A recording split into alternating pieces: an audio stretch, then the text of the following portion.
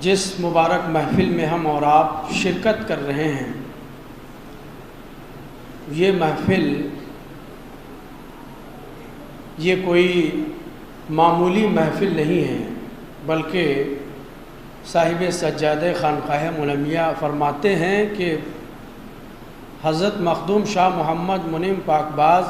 قدس سرہ العزیز نے جس عرس کا اہتمام فرمایا وہ آپ ہی کا عرس ہے۔ حضرت سیدنا امیر ابو العلا احراری ایک ایسی شخصیت 11ویں صدی ہجری میں اس ہندوستان کی دھرتی پر نمودار ہوئی، جس نے تمام صالحین کو، تمام علماء کو، تمام اولیاء کو اپنی طرف دیکھنے پر مجبور کیا۔ ایسی شخصیت جن کو سب نے اپنا آقا تسلیم کیا، اپنا سردار تسلیم کیا، اسی لیے آپ کے القاب میں سے ایک لقب سیدنا بھی ہے۔ اس سلسلے میں جب کسی کو مطلق سیدنا کہا جاتا ہے تو آپ ہی کی ذات مراد ہوتی ہے۔ مثال کے طور پر اگر ہم کہیں کہ سیدنا نے فرمایا تو اس کا مطلب یہ ہوتا ہے کہ حضرت امیر ابو العلا احراری قدس سرہ العزیز نے فرمایا۔ آپ نے ان کے بارے میں، ان کے متعلق بہت سی باتیں سنی، جس میں آپ نے مشاہدہ کیا ہوگا کہ کس قدر عظیم شان کے مالک تھے۔ اور یہی اللہ والوں کی شان بھی ہوتی ہے کہ چونکہ ڈر اور خوف صرف اور صرف ان کے اندر اگر کسی کا ہوتا ہے تو اللہ رب العزت کا ہوتا ہے، اور اللہ کا خوف ایسی نعمت ہے، ایسی عظیم الشان اللہ کی جانب سے ملنے والی نعمت ہے کہ جب یہ نعمت کسی کو حاصل ہو جاتی ہے تو دل کے اندر سے نہ صرف انسان بلکہ تمام بہائم، تمام درندوں، تمام ہلاک کر دینے والے حیوانات کا خطرہ بھی نکل جاتا ہے۔ جب اللہ کا خوف اس گھر میں اپنا بسیرا کر لیتا ہے تو نہ کسی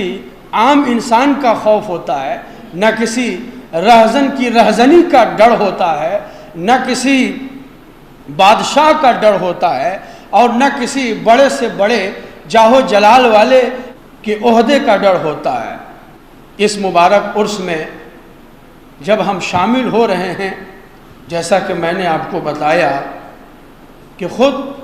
حضرت مخدوم شاہ محمد منیم پاکباز بھی یہ عرس کیا کرتے تھے، تو جب آپ عرس کرتے تھے تو اس عرس کا مقام بھی دوسرے عرس سے بلند ہو جاتا ہے، کیونکہ جو اس پودے کو لگانے والے ہیں، جو اس سلسلے منمیہ کے بانی ہیں،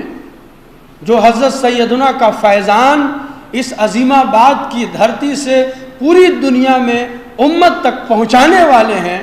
جب وہ اس کا اہتمام کر رہے ہیں، اس کا مطلب ہم سیدنا کا فیضان حضرت مخدوم منیم پاکباز کے وسیلے سے، واسطے سے، اس در سے ہم حاصل کرنے کے لیے جمع ہوئے ہیں۔ اس قدر مبارک ہستی، وقت نہیں کہ میں آپ کے بارے میں کچھ عرض کر سکوں، اتنا بتانا چاہتا ہوں کہ کوئی ایسا سلسلہ نہیں تھا اس زمانے میں جس نے آپ کی طرف مڑ کر دیکھا نہ ہو اور دیکھنے پر فخر محسوس نہ کیا ہو، سعادت محسوس نہ کی ہو۔ اور کیوں نہ ہو؟ اس لیے کہ الفقراء کنفس واحدہ، یہ تمام اللہ والے ایک ہوتے ہیں۔ ان اللہ والوں کے بیچ میں نہ حسد کا گزر ہوتا ہے، نہ کسی طرح کی کوئی نامناسب چیز ہوتی ہے۔ جب ایک اللہ والا اللہ کی جانب سے اس دنیا میں اپنی ولایت کی گٹھی کھولتا ہے تو پھر دوسرے اولیاء کرام بھی غبطہ اور رشک کے ساتھ اس کی طرف نظر کرتے ہیں اور اسے اللہ کی نعمت سمجھ کے اس کے فیضان کو حاصل کرنے کی کوشش کرتے ہیں۔ یہی حال ہے حضرت سیدنا کا کہ جب آپ کی شخصیت اس دھرتی پر نمودار ہوتی ہے تو ہر ولی، ہر عالم، ہر شیخ آپ کی طرف دیکھتا ہے رش کی نظر سے دیکھتا ہے، فیض حاصل کرنے کی نظر سے دیکھتا ہے، اور جب آپ کو مقتدی تسلیم کرتا ہے، جب آپ سے فیض حاصل کرنے کے لیے آپ کو اپنا قبلہ بناتا ہے، اپنی توجہ کا مرکز بناتا ہے، تو اس شخصیت کے اندر، اس رخ کرنے والی ذات کے اندر بھی ایک عجیب کمال پیدا ہوتا ہے کہ اگر وہاں پر سلسلے کے اندر فیضان میں گراوٹ آ گئی ہو تو امیر ابو العلا کا فیضان جب اس کی طرف اپنا رخ کرتا ہے تو اس کی ساری کمیوں کو پورا کر کے اسے بھی عروج عطا کر دیتا ہے۔ اس کا نام سیدنا ابو العلا احراری رحمۃ اللہ تعالی علیہ ہے۔ میں چاہوں گا کہ جن کے طفیل اولیاء کرام اس دنیا میں تشریف لاتے ہیں اور اس لیے آتے ہیں کہ وہ امت کو نبی سمجھا سکے، اولیاء کرام اس دنیا میں اس لیے تشریف لاتے ہیں کہ اب تو نبوت کا دروازہ بند ہو گیا، اب نبوت کیسے سمجھائی جائے گی، اب کیسے بتایا جائے گا کہ ہمارے نبی کا درجہ کیا تھا، ہمارے نبی کا مقام کیا تھا۔ اب تو نبی نہیں آئیں گے، یہی اولیاء کرام آتے ہیں اور آ کے سمجھاتے ہیں، دکھاتے ہیں، دنیا کو بتاتے ہیں کہ دیکھو میں نبی نہیں ہوں، میں نبی کا غلام ہوں، میں نبی کے دین کا ادنا خدمتگار ہوں۔ جب نبی کے دین کا ادنا خادم ایسا ہو سکتا ہے تو پھر وہ نبی کیسا ہوگا جس کے طفیل لوگ ولی بنتے ہیں، جس کے طفیل میں کسی کو ولایت نصیب ہوتی ہے۔ یہ سمجھانے کے لیے ولی آتا ہے۔ اسی طرح سے اللہ کی قدرت کو بھی سمجھاتا ہے۔ ان اللہ علی کل شیء قدیر، جو ہم پڑھتے اور پڑھاتے ہیں، نمازوں کے اندر پڑھتے ہیں، اس پر ایمان رکھتے ہیں، اس پر عقیدہ رکھتے ہیں، یہ بھی سراپا تفسیر بن کے اللہ کا ولی آتا ہے۔ امیر ابو العلا احراری رحمۃ اللہ تعالی علیہ نے بھی اس آیت کی تفسیر اپنی زبان سے صرف نہیں بلکہ اپنے عمل سے بھی لکھی ہے کہ اللہ رب العزت شان کا مالک ہے، جس سے دنیا گھبرا جاتی ہے، دنیا پریشان ہو جاتی ہے، دنیا بھاگتی ہے، خوف کھا جاتی ہے۔ لوگ جسے ناممکن سمجھتے ہیں اسے اللہ کا ولی اللہ کی دی ہوئی قدرت کی تجلی سے ممکن کر دیتا ہے۔